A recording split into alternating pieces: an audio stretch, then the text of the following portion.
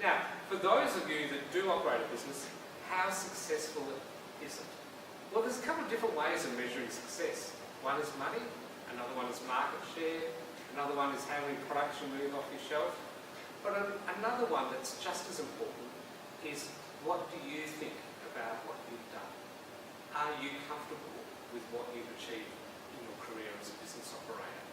And 90% of Australia's business owners, 90% of our business owners actually think that they're fairly comfortable with what they've done in terms of success factors for it.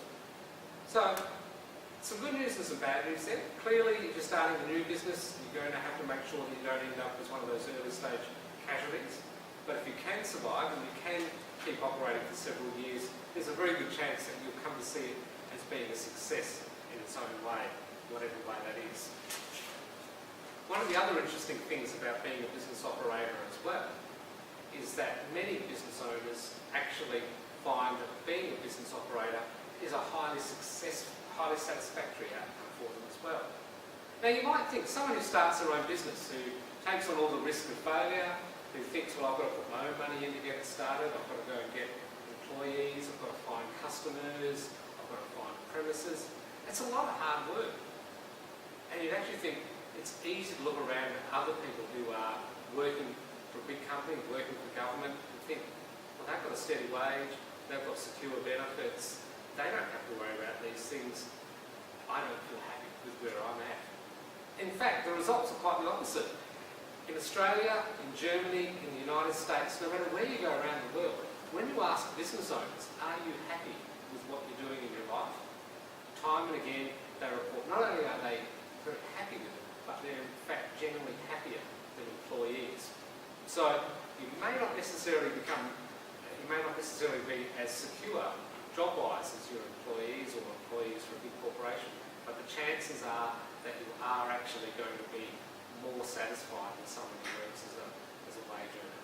Now, be careful of some of these stats. One of the advantages of the university education is, of course, getting a sense about research and how research is conducted. Most of the studies that ask people, are you satisfied as an entrepreneur, are only about people who have survived in business. They don't actually go out and ask people who have failed. So, as you can see at the bottom of this slide, I've put in red letters, but it also excludes people who aren't in business. And sometimes when you go and ask them, you may get a somewhat different story. And let's face it, there are some real drawbacks to being your own business. First of all, risk. If you're not comfortable with uncertainty, if you're not comfortable with ambiguity, if you don't like the stress of putting your own money on the line, if you don't feel comfortable about the responsibility that this puts on yourself and on your family, then you have to think really carefully about whether you want to be in business. Being the boss is stressful. You are at the top, there is no one else really to turn to, and when a problem emerges, ultimately it sits with you. The buck stops literally with you. So many people find that running a business for themselves actually has a large number of risks. And when you need to look through those carefully and make sure, am I comfortable with it? Would I feel comfortable, for example, if I started a business that failed? Would I be okay to dust myself off and get back and go again? You may be like Walt Disney, whose business went bankrupt 6 times before he finally made a success. That's an astounding story. To become a bankrupt half a dozen times, and yet every time dust yourself off and go on to create a world-beating corporation in the entertainment sector, become a household name. Not many of us can do that. So you've got to think about that. You've also got to think about, for some people, stepping out and running your own business also means that it's a career risk, because if I don't succeed here, it may be too late afterwards to catch up with others in another career that I might want to choose to go into instead as well. And finally, also, many people who have exactly the strong passion and drive to become an entrepreneur are not good at managing people and are not good at letting go. When you get a business and it grows, then there comes a point at which you actually also have to let other people take responsibility for running it and managing it and doing the day-to-day work. You can't do everything in the business yourself.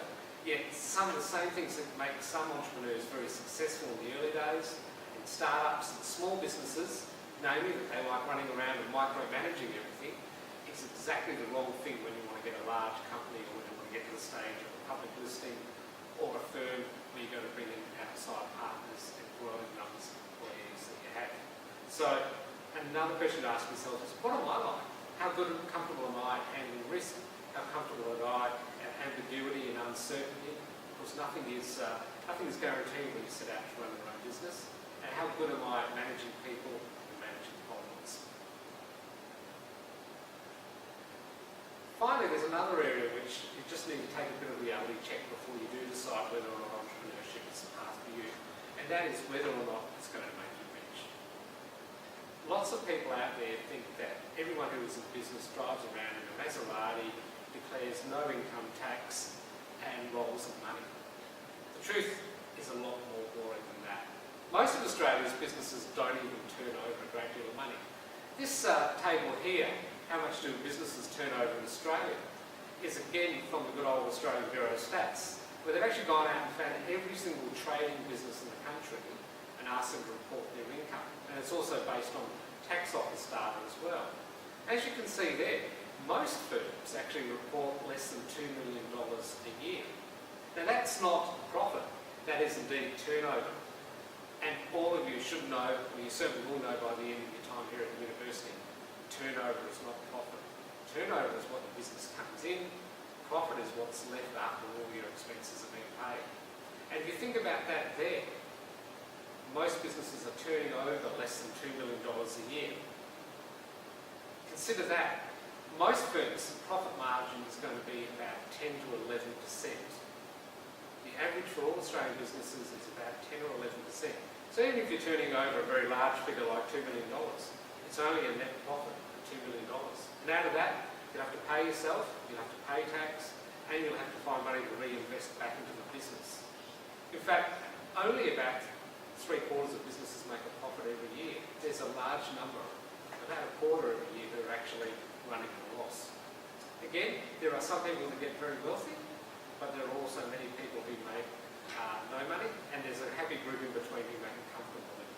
So again, make sure you feel comfortable with the trade-off that's there.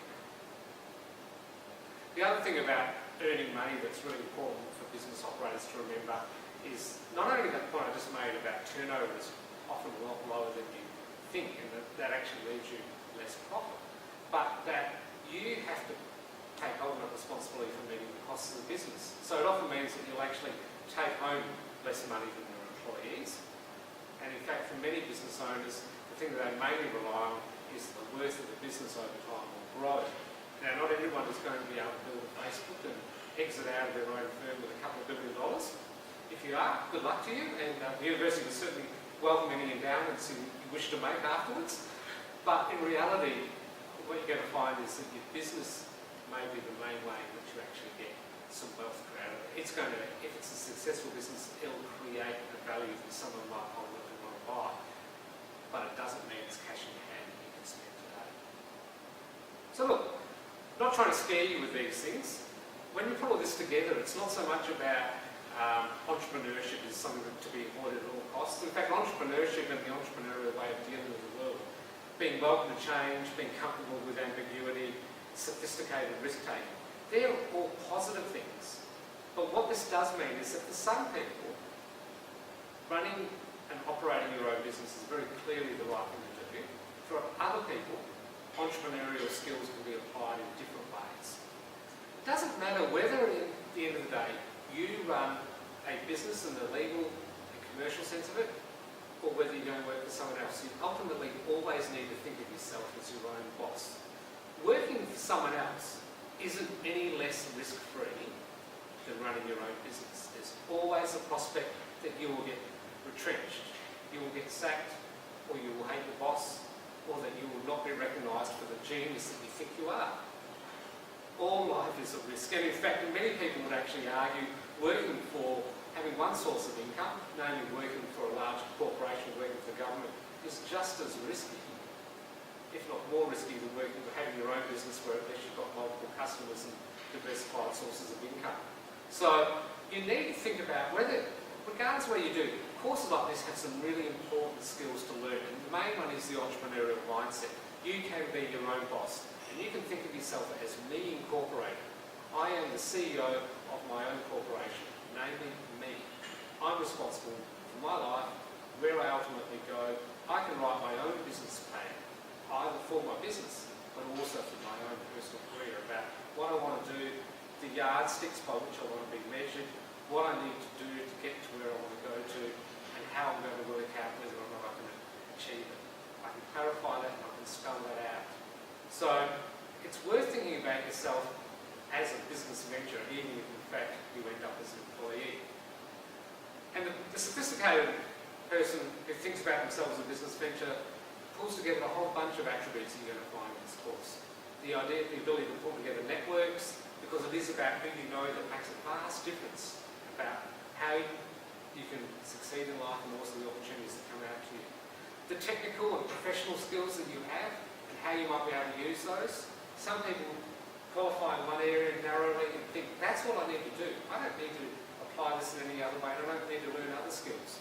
Enterprising individuals, on the other hand, think about one set of skills, how can I apply them in different areas, or how can I pick up secondary skills that I can also use so I've always got another opportunity around in case the current one doesn't work out. And finally, there's also an issue about managing your money, not only in your business but also me personally. Harvard Business School, for example, often encourages its students to have the go-to-hell money, which is money that actually says, I don't like what I'm doing, I've got enough saved away that I can move off and do something else and tell someone to go to hell because I want to do something else and I'm not going to stay and work here because I need the wage check next week. So it's about all of those things and putting them all together. Now, I'm not going to be able to cover all those today, but hopefully that's a bit of a teaser about what you're going to get over the rest of the semester's work. So good luck. Good luck in managing your own corporation, whether it just be in your career or whether it be in the business world.